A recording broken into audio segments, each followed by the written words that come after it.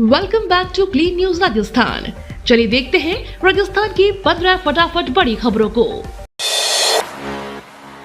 12 लोग जिंदा जले, 45 झुलसे।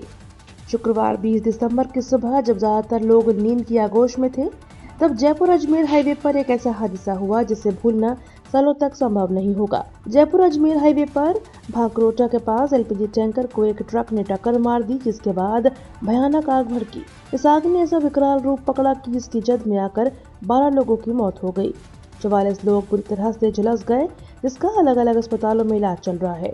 छोटी बड़ी 47 गाड़ियां जल गईं। गाड़ियां जली भी इस कदर कि उनका सिर्फ लोहे का ढांचा बचा। जयपुर अग्निकांड, मृतकों के परिवार को 5-5 लाख तो घायलों को 1 लाख रुपए देगी भजनलाल सरकार। जयपुर अग्निकांड मामले में राजस्थान सरकार ने आर्थिक सहायता देने का ऐलान कर दिया है। मुख्यमंत्री भजनलाल शर्मा ने कहा कि वे मृतकों के परिवार वालों को 5 लाख रुपए की आर्थिक सहायता देंगे, वहीं घायलों को 1 लाख रुपए की मदद दी जाएगी। इसके साथ ही सीएम ने एसएमएस अस्पताल प्रबंधन को घायलों के इलाज में कोई कसर न छोड़ने के निर्देश दिए हैं। सीएम ने कहा कि इस दुख की घड़ी में सरकार पीड़ित परिवारों के साथ खड़ी है। जयपुर अग्निकांड के बाद किरोड़ी लाल मीणा ने दी हादसे रोकने के लिए 5 नसीहतें। जयपुर में हुए भीषण अग्निकांड को लेकर किरोड़ी लाल मीणा ने कहा कि वह इस मामले की उच्च स्तरीय जांच के लिए मुख्यमंत्री भजनलाल शर्मा से आग्रह करेंगे। वहीं किरोड़ी लाल मीणा ने भविष्य में ऐसे हादसे न हो, इसके लिए बड़ी नसीहत दी है। किरोड़ी लाल मीणा ने ऐसी भीषण घटनाओं को रोकने के लिए एक्सपर्ट कमेटी बनाने की बात कही है। एक्सपर्ट कमेटी के सुझाव से रोड मैप बनाकर ऐसी घटनाओं को रोका जा सकता है। एलपीजी और सीएनजी गैस के सिलेंडरों से लदे वाहनों के लिए नियम बनाने जाने चाहिए और सुनिश्चित करना चाहिए ऐसी घटना न हो। ओवर स्पीडिंग को लेकर नियमों का सख्ती से पालन करवाने में सख्ती बरतनी चाहिए। सरकार इन गैस गोदामों के लिए एक अलग जोन भी बना सकती है, जिससे संभावित खतरे को टाला जा सकता है।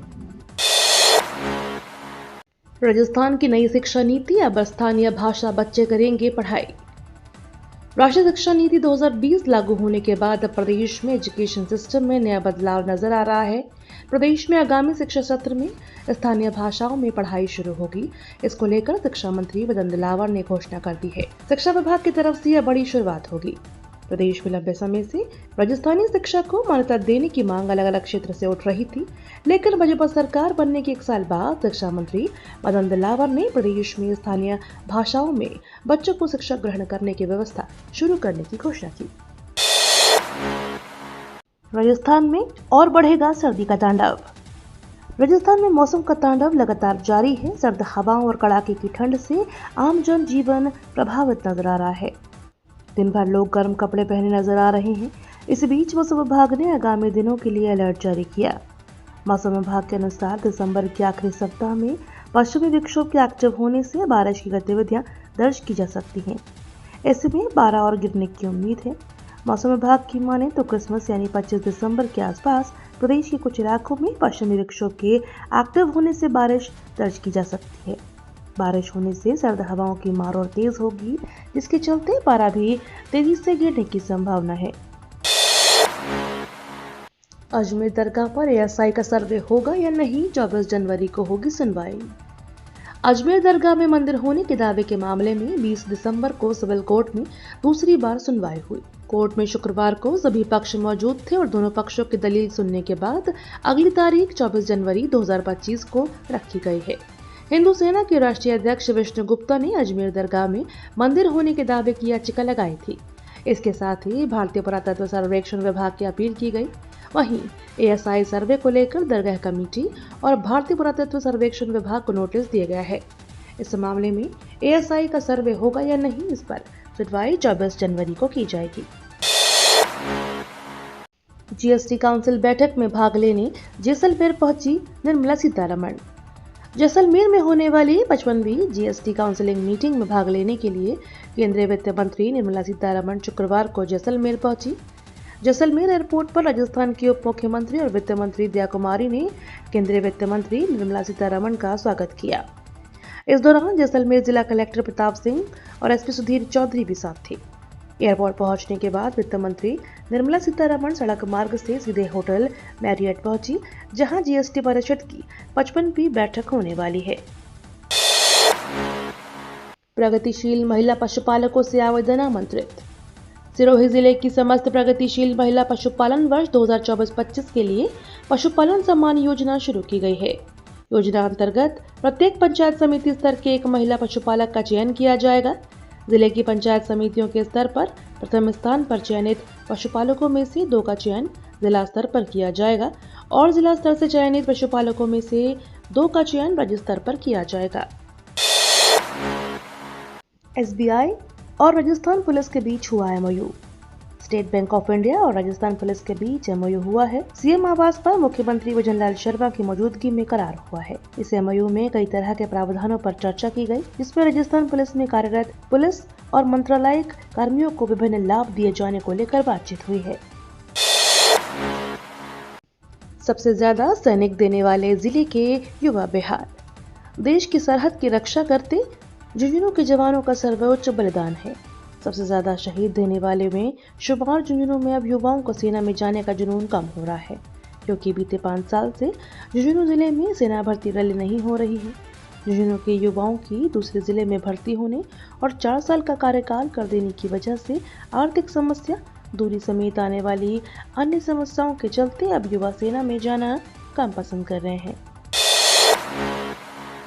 मोदी कैबिनेट का फैसला, किसानों के लिए कोपरा के MSP में वृद्धि को दी मंजूरी। केंद्रीय मंत्रिमंडल ने शुक्रवार को 2025 सीजन के लिए कोपरा के न्यूनतम समर्थन मूल्य को मंजूरी दे दी। इस संबंध में जानकारी देते हुए केंद्रीय मंत्री अश्विनी वैष्णव ने बताया कि किसानों को लाभकारी मूल्य प्रदान करने के लिए सरकार ने 2018-19 के केंद्रीय बजट में घोषणा की थी। सभी अधिदेशित फसलों के MSP को अखिल भारत औसत उत्पादन लागत से कम 1.5 गुना के स्तर पर निर्धारित किया जाएगा। उन्होंने बताया कि 2025 मौसम के लिए उचित औसत गुणवत्ता के मिलिंग कोपरा की MSP को 11,582 रुपये प्रति क्विंटल और बाल कोपरा के लिए 12,100 रुपये प्रति क्विंटल निर्धारित किया गया है। गूगल में मचा हड़कंप, एक झटके में 10% स्टाफ की नौकरी गई। गूगल के CEO सुंदर पिचाई ने छंटनी की घोषणा की है। कंपनी अपने करीब 10% प्रबंधन निदेशकों और उपाध्यक्षों की छंटनी करेगी। पिचाई ने कहा कि कंपनी के ढांचे को सरल और अधिक कुशल बनाने के लिए यह फैसला लिया गया है। आपको बता दें, OpenAI जैसी कंपनियों के कारण प्रतिस्पर्धा बढ़ती जा रही है, जिसकी वजह से गूगल को बड़ा आर्थिक झटका लगा है। राज्यसभा सांसद नीरज डांगी ने वरिष्ठ नागरिकों के लिए GST मुक्त स्वास्थ्य बीमा उपलब्ध करवाने की मांग की है। राज्यसभा सांसद नीरज डांगी द्वारा वित्त मंत्री निर्मला सीतारमण को पत्र भेजकर वरिष्ठ नागरिकों के लिए GST मुक्त स्वास्थ्य बीमा सुविधा उपलब्ध करवाने की मांग की गई है।